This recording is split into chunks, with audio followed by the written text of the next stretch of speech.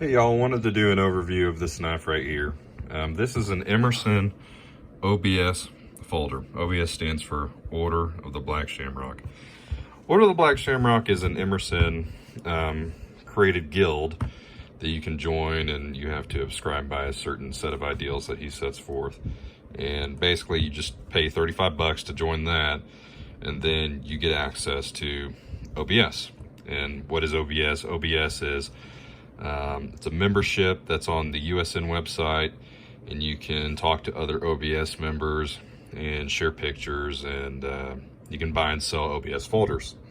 Now, at the time when I joined OBS, they actually had these folders available on the website to purchase. So I got lucky and went ahead and purchased one. And this is my example here. Just real quick on the handle, I'll just give you a Chris Reeve to go by. It's a little bit longer than a Chris Reeve in blade and handle. I think the blade is about 3.75 inches, maybe 3.8, 3.9, something like that. Not quite 4 inches. So this knife here is incredible. I love this knife. I've carried it out in the field for many months, and it has just held up perfectly.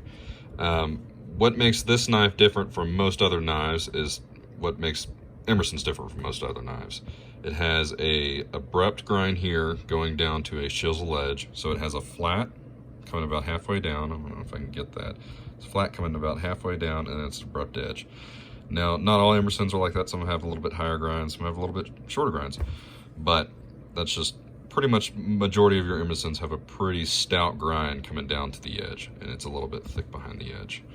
On here I have a 45 caliber thumb stud, which I did put grooves into it just to give me a little bit extra grip. Probably didn't make it look pretty enough, but oh well, it's a user. And you can see the coating has started to wear off a little bit. Now I've had this for a few months now. I think about 6 months, 7 months, something like that. And you can see the coating here is wearing off. But you know, where I've been cutting, I guess I haven't been cutting that hard of materials, just mostly ropes and tarps and stuff. It hasn't worn off any of the coating on the blade, which is really surprising given that how much that is worn off and how much it had worn off on the other side. The G10 is really grippy. I love the G10 on this. It's not so grippy that it tears up your pants. Well, it will in the beginning. So you got to wear it a couple times, and then as your pants slide in and out, it'll smooth it out a little bit, but it takes some time, and it will tear up your pants at first. So it has great grippy G10. Black hardware as before, and then the scales on the inside are just machined, that machined look. And then you have, I put a little lanyard on it, not you have, but I have a little lanyard on it with a little Crusader cross guy. Kind of goes with the cross there. So let's look at the other side. You can see Emerson's newer clips that they started doing, I think 2018, 2019, somewhere around then. And they have Emerson on the side. I think it looks nice. It's a little bit flashier than the regular clips. If you don't like it, Emerson still sells just the regular Parkerized Benchmade style clips, and what you can purchase and put on there. On this side, you can see it says Pax Armis Acquiritur, something like that. I can't pronounce it, and I honestly cannot remember. I should have done my research right before I did this video, but I cannot remember what that stands for. Maybe somebody in the comments can let y'all know. You can see that it's just kind of stropped on this side.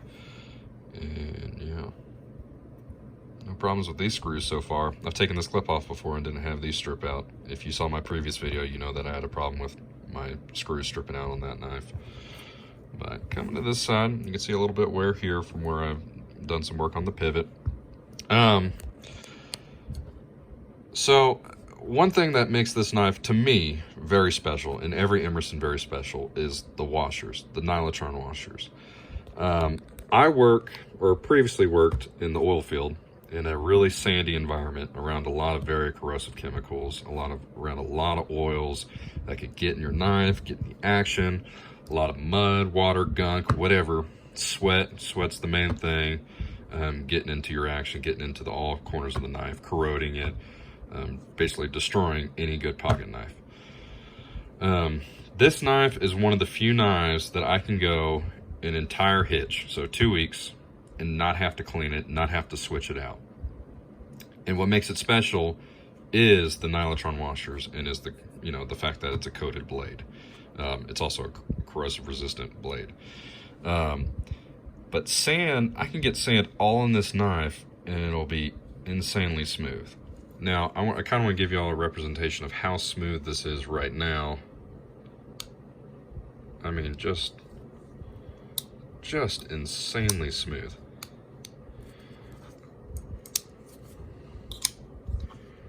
Incredibly smooth, just to give you a little representation.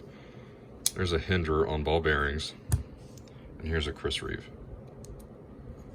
Yeah, Chris Reeve's pretty damn smooth too, but that's been worn in for, you know, a couple years now. But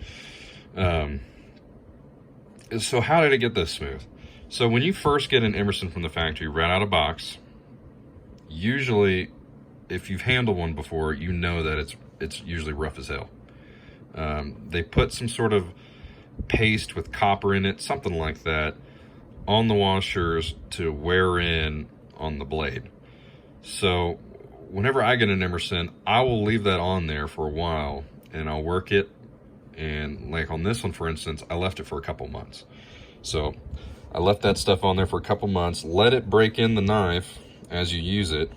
And then after a couple months, I'll take the pivot out, remove the blade, clean your washers, apply any lubrication of your choice. I use 85 weight nano oil, but it doesn't matter. You can use whatever you got, and then put the knife back together, and I mean, it just gets buttery smooth. I mean, one of the smoothest damn knives I've ever had. One of the smoothest knives in my collection. I mean, look what I'm comparing it against. A Chris Reeve and a Hinderer on ball bearings, right? If you get this knife and you work in a tough environment, you will not be disappointed. Now, my Chris Reeve, I love this knife. This is one of my daily carries. I carry it all the time. You can see it's been sharpened a couple times, and a really nice mirror polished edge on the blade. I took this knife out into the field with me because, I mean, I love this knife and I like having it on me. The sand got in it and it just wasn't working. It's still a usable knife, but when you're opening it and closing it and it feels like you're doing damage to the knife, you don't want to use it. You don't want to take it out of your pocket. It felt like this knife was getting damaged. Same with the Hinderer. Now, the Hinderers on nylon washers, sure. And I've had one before. It's great. I had one with the working finish, and one of my first videos on here was talking about with the working finish rusting. Well, my first Hinderer with a working finish was on nylon washers, and that working finish would rust. But still a great user knife.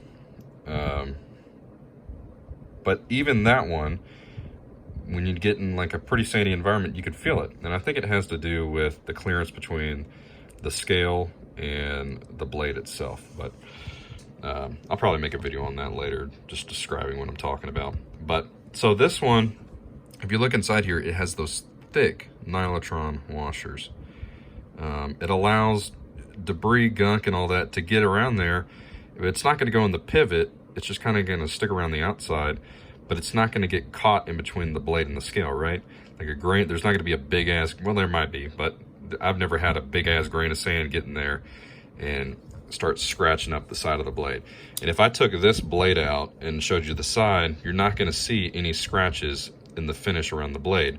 Now, some of these knives, like this guy, actually, I'm sorry, not this guy, my other Hinderer that I don't have with me at the moment, with the working finish, you'll actually see around the washer, you'll see scratches in the working finish. And that's sand getting in between the blade and the scale here and scratching up the side of the blade. This guy doesn't have that problem. This guy has stayed smooth for months, and I mean months. So I let it break in for a couple months. I cleaned it out. I put the blade back in, and I mean, it was just this smooth right away, right? It stayed that smooth for months. And to me, that's special to only Hinderers. I mean, not Hinderers, I'm sorry, to only Emersons. I've only had that experience with this knife.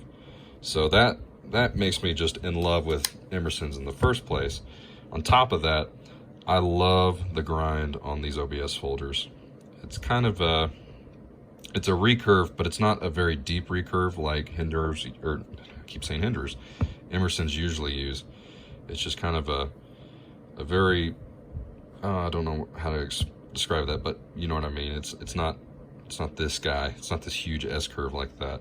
But this dude still traps material up in here. So when you're cutting rope, you're cutting a tarp. A lot of times I'll be cutting a tarp with this guy.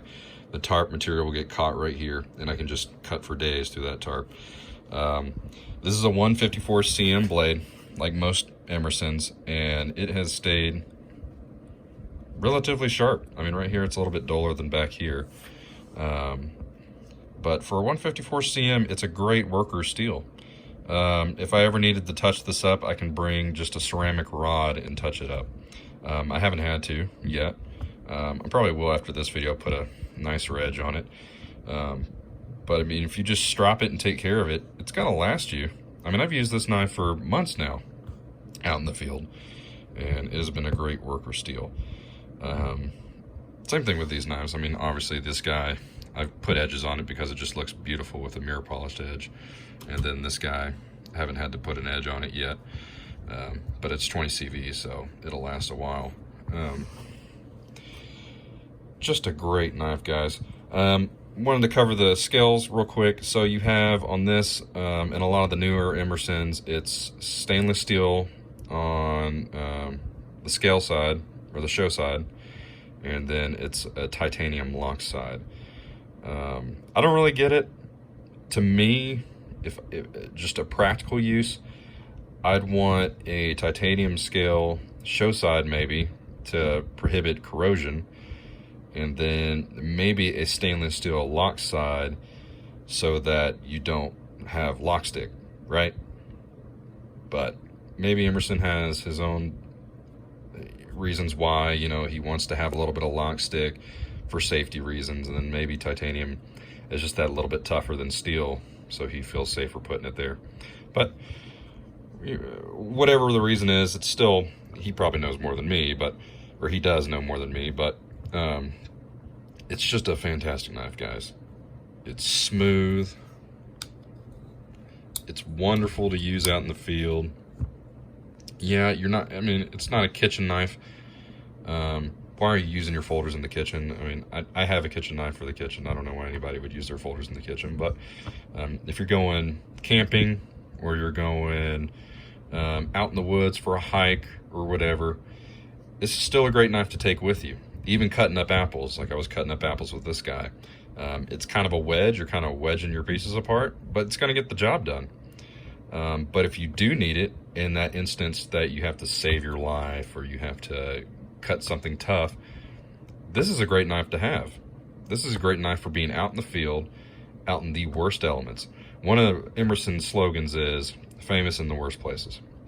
And whenever you buy some of their knives, they'll give you the sticker of the Emerson skull, and it says famous in the worst places. I have that sticker on my hard hat just because it's a badass sticker, but also I carry this knife out in the field. This is what I carry when I'm going to the worst places, right? Because this is the knife that's gonna make it. This is the knife that's gonna run continuously without end, without fail, no problems. And I don't feel like I have to baby it at all. These guys, I love these knives. I carry them all the time. They're great knives. They're great hard use knives, but they're not gonna make it 2 weeks in the field without taking care of them.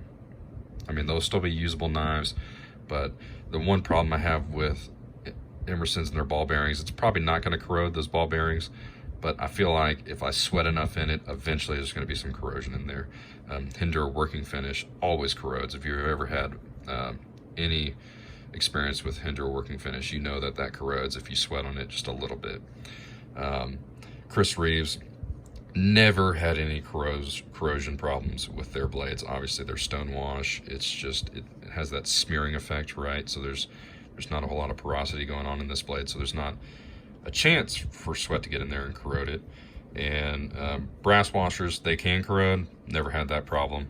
But like I said, the only problem I have with these guys, really, the big problem is is sand getting in there and making it feel like, you know, I'm doing damage to the knife. This is a hard use knife. It's not gonna fail you. It's an incredible, I mean, it's just an incredible knife. And I hope you guys get the chance to pick one of these guys up. I recommend not just buying one off eBay. It's better to join OBS and procure a knife that way. Join the USN community and be part of the OBS crew over there. Really great community, really great bunch of guys. And yeah, guys, hope y'all have a good one. Thanks.